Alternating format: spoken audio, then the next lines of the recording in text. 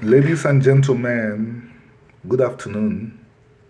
Last week I posted a short talk about what could be done to reduce to the barest minimum the chance, the opportunity for violence of any kind as far as the Igbo people and the Yoruba people is concerned.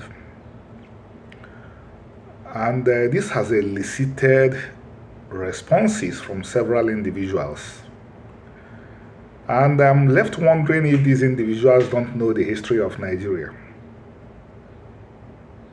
And I wouldn't be surprised if they don't know the history of Nigeria, because nobody that is familiar with the history of Nigeria will utter the kind of things I've read people saying in comments, that a few Yorubas, one or two Yorubas should not be used to describe the entire Yoruba people. And at no point did I say that the comment of one mad dog is enough to say that the Yorubas have faced Igbos with violence.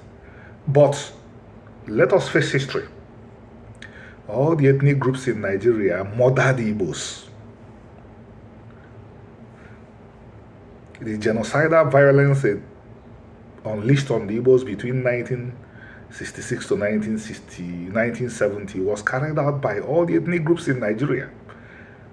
Nobody could prove that their hands were clean. Okay, let us forget about what happened 50 years ago. Not that we would forget it forever, because if we forget it, there will be repeats. So they won't be forgotten forever, but we want to focus on to not bring it up anymore in this conversation. What happened during the elections last year? Weren't Igbos attacked in Lagos when no Igbo was contesting for governorship of Lagos? And more importantly, I made clear that both people should simply shift apart so that there won't be violence. I didn't say that they should attack each other. I never said that they should attack each other. They shouldn't fight, but they should shift apart. And the people who have the primary responsibility to respond are the Igbos. They have borne the brunt. They will continue to bear the brunt. And let us call a spade a spade. Nigeria is a country of different nations. All these nations have existed on their lands for at least 1,200 years. None of these nations feel very comfortable when members of other nations seem to be crowding them in their own lands. Lagos, Yoruba land, belongs to the Yoruba people. Igbo land belongs to the Igbo people. Kanu belongs to the Hausa people. Benue State belongs to the Doma, the Tiv, the Igede, and so on and so forth. These are ancestral lands of peoples.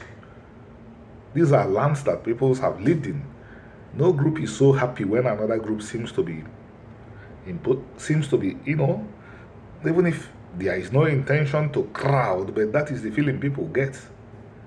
So I don't see why anybody should infer or state directly organize themselves in opposition to what is the naked truth. My position is, let Igbos face the East for now. Go to Igbo land and invest. Invest less in Yoruba land. Yorubas are beginning to feel that you are buying their lands. And while good Yorubas could say they bought these lands, the nefarious ones who thrive on incitement will say they own these lands. They would not specify that Igbos bought those lands. And we know how these things have ended everywhere. At least Nigeria has a record. No other nation in Nigeria besides the Igbo has lost its properties in Nigeria. For those who may not be familiar with history because they are too young or they didn't pay attention, What about the abandoned properties issue? Ojukwu, the late Odumegwu Ojukwu, had to mount a tent at the Bar Beach in Lagos when the Lagos state government seized his father's house. He had to go to court for years to recover property that was not in doubt that his father set up. So, we could make this world a better place when we begin to face the hard facts, the realities, the truth. We won't get anywhere by pretending that things don't happen. The average Yoruba will not wake up in the morning and begin to think of carrying out genocide. But there are always people who would incite others to carry out that crime. At no point in time has every member of any group decided to carry out crimes against humanity. What happens is that a few very, very bad people, what do? When they feel that their own aspirations are not met, they conflate their own aspirations to national aspirations and then look for a scapegoat and say, oh no, they are here, they own all the shops. Even if they don't own all the shops, let us attack them because they are here. That is why you are poor. And we will mitigate, we will reduce the chances of anything like this happening if Igbos face Igbo land. If they face Igbo land, Igbos prize themselves on being a very strong, energetic people who know how to invest, people who understand business. Do it in Igbo land. If the place is not secure, secure it. God will not come from heaven to secure it for you. The Yorubas have done a good job. They have made their place relatively secure. Igbos should do the same. It's better for the Igbos to raise a football club, the Yorubas to raise a football club, and these two teams will meet in Lagos and Enugu. Rather than all the time we see people building up to what will ultimately result in trouble and pretend that it will not get there. It will ultimately get there. And on this note, thank you.